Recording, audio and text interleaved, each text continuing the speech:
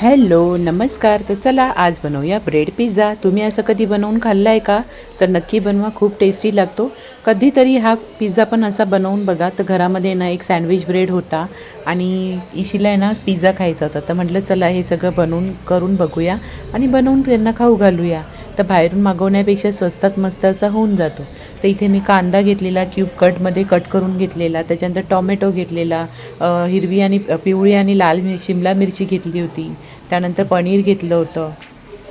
आणि आता आहे ना मी ह्या बनवत आहे तो पिझ्झा सॉस बनवत आहे. त्यामध्ये मी टाकला आहे शेजवान चटणी, टोमॅटो सॉस, मेयोनीज आणि सिझलिंग पिझ्झाचं हे टाकलेलं आहे, ऑरिगॅनो टाकलेलं आहे आणि चिली फ्लेक्स टाकलेला आहे आणि हे मिक्स हब टाकलेलं आहे. ह्याला चांगलं असं फेटून बघा किती मस्त पिझ्झा सॉस तयार झाला आहे ना. तर ह्यातला मी 2 पार्ट केले. एक पार्ट मी बेसला लावण्यासाठी ठेवणार आहे आणि एका पार्टमध्ये मी पनीर पूर्ण मॅरिनेट करून घेणार आहे. तर इथे तुम्ही बघू शकता किती छान वाटतं आहे ते. तर अशा प्रकारे आहे ना मी आता हे मी मॅरिनेट केलेलं साईडला ठेवणार आहे. आता आपल्याला ब्रेड आहे ना बघा अशा अशा कटमध्ये करून घ्यायचा आहे.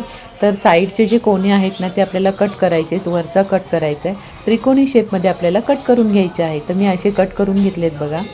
तर जवळजवळ प्रत्येक आणि जे कट केलेले पार्ट आहेत ना ते काही वेस्टेज जात नाही. तुम्ही म्हणाल एवढा नाश होतो वगैरे, पण नाही, ते काही वेस्टेज जात नाही. त्याचा तुम्ही ब्रेड क्रमसुद्धा बनवू शकता किंवा त्याचासुद्धा पिझ्झा होऊ शकतो. तर इथे आहे ना मी सर्व पूर्ण ब्रेडला आहे ना छान असं पिझ्झा सॉस लावून घेतलेला आहे आणि आता मी इथे शेजवान मोझरेला चीज टाकत आहे. तर सर्वात प्रथम आहे ना आपल्याला मोझरेला चीज पहिलं टाकून घ्यायचं आहे. त्यानंतर मी ना हे डायस शेपमध्ये कट केलेले कांदे टाकणार आहे. त्यानंतर टॉमॅटोसुद्धा टाकणार आहे. तर इथे बघू शकता. त्यानंतर मी पिवळी आणि लाल मिरची, शिमला मिरची जी आहे ना तीसुद्धा मी ना अशी हे कट करूनच ठेवते, म्हणजे कधी चपातीला वगैरे बनवून देताना मुलांना हे जरी लागलं तर घरच्या घरी आणि हेल्दी असतो. पण आज ब्रेड ठेवला आहे तो थोडंसं फ्रेंड्स समजून घ्या प्लीज. तर इथे आहे ना बघा मी पनीरला जे मॅरिनेट करून ठेवल्यानंतर ते पनीरसुद्धा टाकलेलं आहे. त्यानंतर परत एकदा मी सिझलिंग, ऑरिगॅनो, पिझ्झा हब वगैरे हे सगळं टाकून घेतलं आहे, चिली फ्लेक्स वगैरे. आणि आता आपण ह्याला आहे ना वरती पुन्हा एकदा मोझरेला चीज टाकून घेऊयात आणि ओव्हनमध्ये ठेवूयात. तर तुम्ही कधी असा पिझ्झा बनवून बघा आणि कमेंट बॉक्समध्ये मला सांगा तो पिझ्झा तुम्हाला कसा वाटतो ते. तर बघा किती छान झाला आहे ना.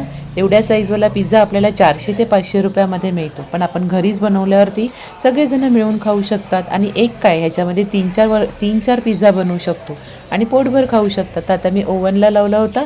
आता ओव्हनमध्ये बघा मी 180 डिग्रीवरती मी ह्याला ठेवला होता. आता 10 सेकंड झाले, एंड झाला आहे आणि आता बघा आपण पिझ्झा काढूया.